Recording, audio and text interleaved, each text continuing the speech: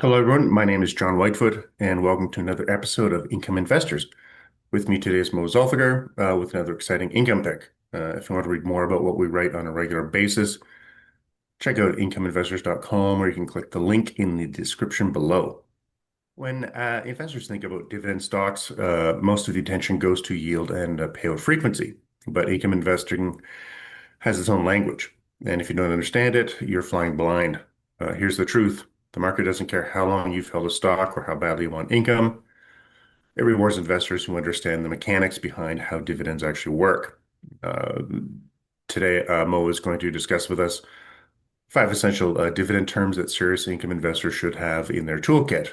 Mind you, these go beyond the basics and help you judge the quality, reliability, and long-term potential of a dividend-paying company. So, Mo, what's the first dividend concept most investors should know? Thanks, John.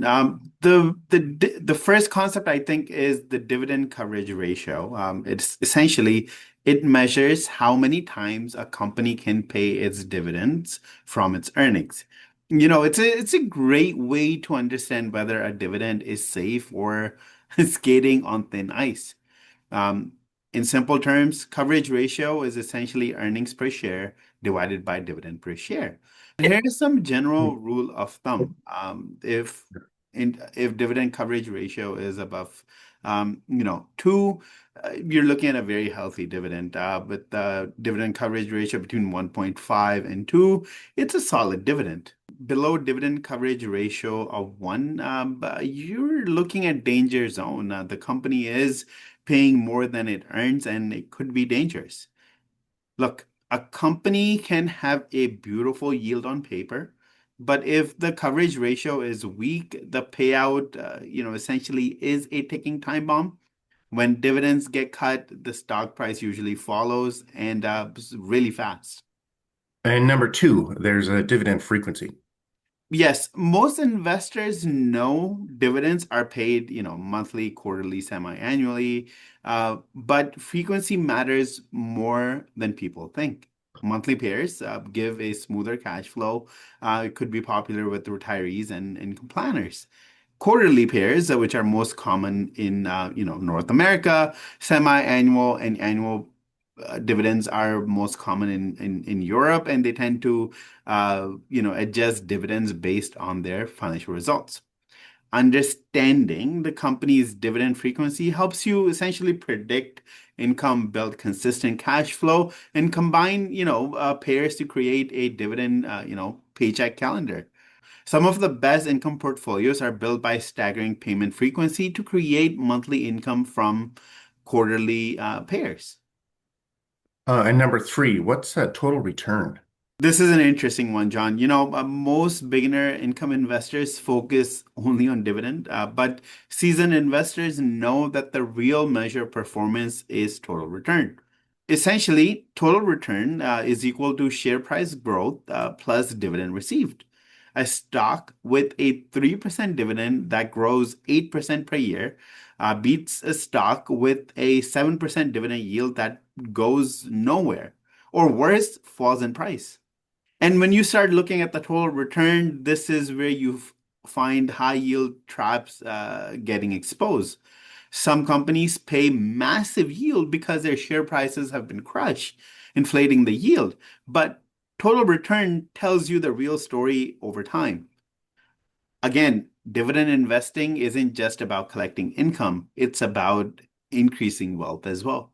Thanks. And what's the fourth dividend concept? John, a company can report strong earnings, but struggle with dividends if it doesn't produce enough real cash. That's where cash dividend payout, or our fourth term, comes in.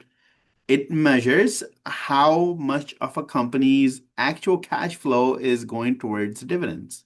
And again, this matters because earnings can be influenced by, accounting adjustments, but cash doesn't lie. A company with a strong cash flow coverage is far more likely to maintain or grow dividends, even tough economic times. Income investors shouldn't be ignoring cash flow. And lastly, at number five, there's dividend capture strategy. What's that? So to explain it a little bit, the dividend capture strategy is a short-term approach where traders buy a stock before the ex-dividend date to capture the dividend and then sell soon after. It really sounds simple, but the truth is the stock price typically drops by the amount of dividends on the ex-dividend date. So while this strategy may sound very attractive, it often turns into, you're chasing pennies while risking some real dollars. Taxes, price swings, and transaction costs can easily eat into profit. Generally, most income investors prefer building long-term positions, letting dividends compound through, say, drips or reinvesting elsewhere. Dividend capture is more of a trading tactic than an income strategy. Thanks, Mo. Dividend investing is simple, but not necessarily easy. The companies that pay the most attractive yields aren't always the safest, and the ones with the most consistent dividends tend to be boring businesses that, quietly compound wealth. Understanding terms like coverage ratio, frequency, total return, cash affordability, and the realities of dividend capture help you avoid mistakes and build a portfolio that delivers not just income, but stability. If you want to build long-term consistent income through the stock market, mastering these concepts is a great place to start. That's it for today. Make sure to go to incomeinvestors.com or click the link in the description below to see what we write about on a regular basis. We'll be back with more income picks soon, so stay tuned. In the meantime, don't forget to like this video and subscribe to our channel. Goodbye for now.